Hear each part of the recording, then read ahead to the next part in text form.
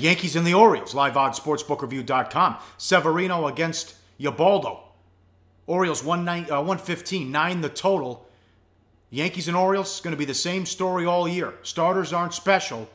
And outside of tanakh and maybe Bundy, that's all you have for good pitchers. But the bullpens are fresh and the bullpens are dynamite.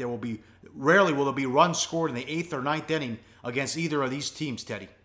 Well, yeah, and I mean, look at the numbers. All right, let's start with Betances, Dellin Betances for the Yanks. All right, he's not a closer racking up saves.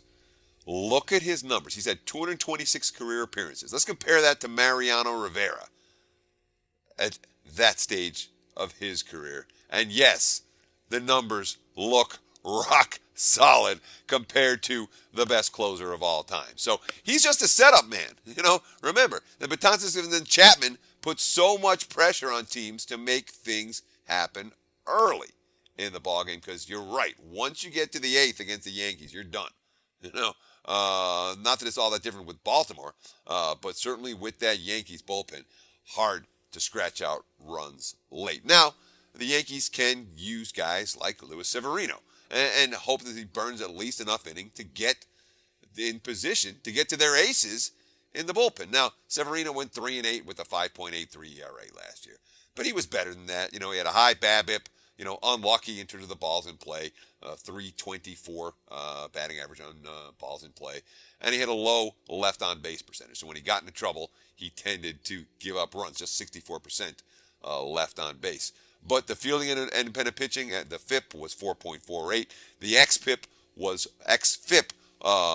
which adjusted fielding and pitching, 4.04. So both those significantly better than the 5.83 ERA that he showed for the full season. Well, now, what do we do here? I mean, last 2 seasons in AAA, look at this. Throw up this graphic.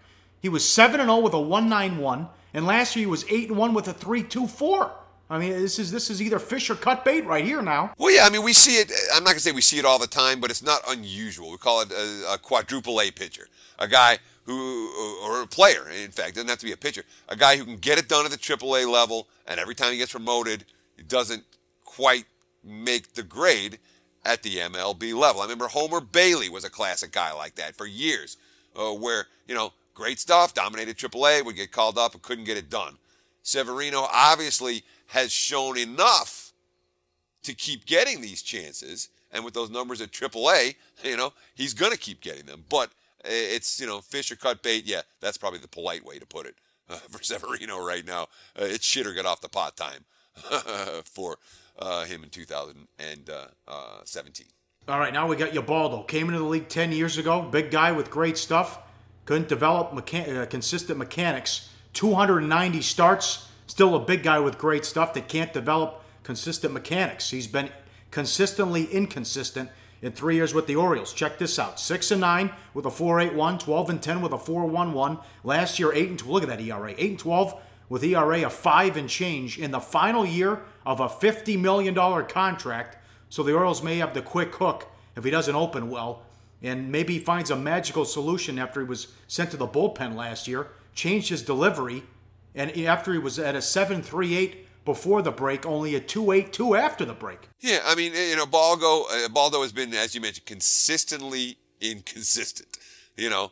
But, you know, when you talk about what happened in the bullpen last year, again, he's not in the starting role, so opponents aren't getting 2 and 3 looks at him, which has been problematic for him. But more than anything else, the kind of thing, quote, it was a small thing. I didn't even see it. I kept going to the mound, thinking to myself, what am I doing wrong? Because it doesn't feel right. My mechanics were like I was a robot or something.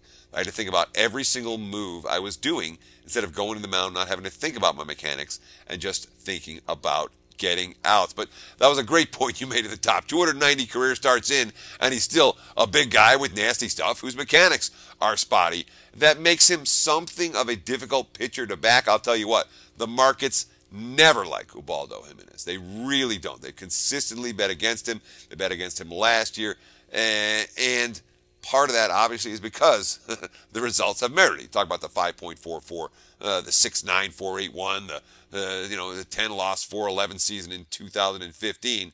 You know, mediocre has been good for Ubaldo, but Baltimore's bullpen, just like the Yankees' bullpen, elite behind him. And the Orioles, well, the middle of that lineup's got a little bit more punch than the Yankees do as well. All right, and that's where we're going. Money time play of the day, betting number 968, Orioles minus 115. Machado, Davis, more punch in the lineup than the Yankees right now. And we'll take our chances with the Orioles on this one. 968, play of the day. All right, huge week coming up next week. We recap what happens in the Masters. Wednesday's the final day of the regular season in the association. We got the Champions League quarters that get underway. We'll reach out to Nigel. And then you know what Thursday and Friday is. NBA Playoff Preview Edition. Always a fun show. We'll kick around the myth of the zigzag theory. Teddy, I can't wait till next week.